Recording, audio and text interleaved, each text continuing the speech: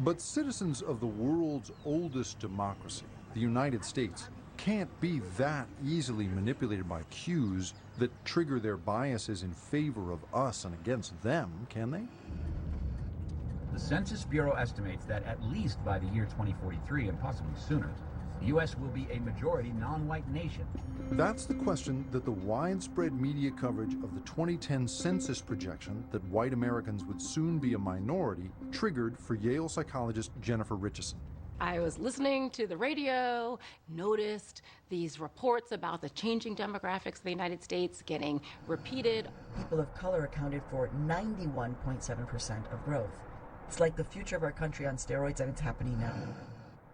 And I would see it on my Twitter feed or, in social media outlets, these articles about this happening. And I'm thinking, wow, social psychology suggests that this type of communication and how it's constructed as majority minority, right, or this coming white minority is probably going to be threatening to lots of white people, right? Lots of, people who maybe don't think of themselves in terms of their racial group membership, but this type of communication will suddenly make them think of themselves in terms of their racial group membership, and in a very defensive way that's likely to lead to the expression of racial bias. And that's just where we started.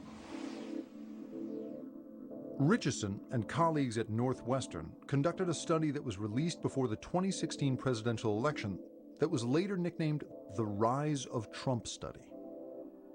First, the researchers asked nearly 1,000 white participants what kind of government they favored. Very conservative, very liberal, or somewhere in between. Then they exposed half the participants to media coverage of the census forecast. The news that white Americans would soon make up less than half the population had been covered by every network. For the first time, minority groups now account for about half of American children under the age of 5.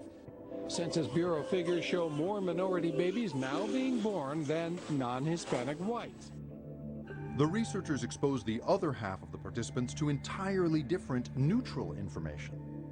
Then they asked both groups what kind of government they now favored, given the information they'd just been exposed to. The political views of the group that watched the neutral information didn't change, but the views of the group that watched the news clip about white people becoming a minority changed dramatically. It led to greater endorsement of politically conservative positions on a broad range of policies, from drilling in the Arctic to tax policy to healthcare policies, and of course, what you'd expect, policies that are most relevant to racial attitudes and policies. So, immigration policy, affirmative action, those types of things.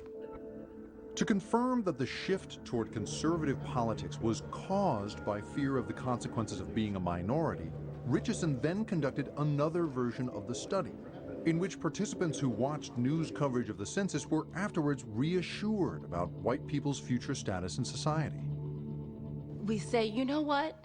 Even in a future where whites are less than 50% of the population, because of, any number of factors, including different access to education, to jobs, to training, whites on average will still maintain a dominant status, meaning access to resources, jobs, political influence.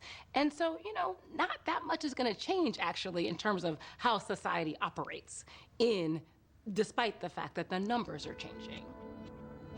When they were reassured that white people would remain dominant, the people who saw the census information no longer supported a more conservative government. It was confirmation that it was simply being made to feel that white dominance was threatened, which had caused them to change their politics. So it turns out that even in the world's oldest democracy, you can get people to change their politics simply by giving them cues that almost automatically trigger us versus them thinking. And there is nothing unique about that.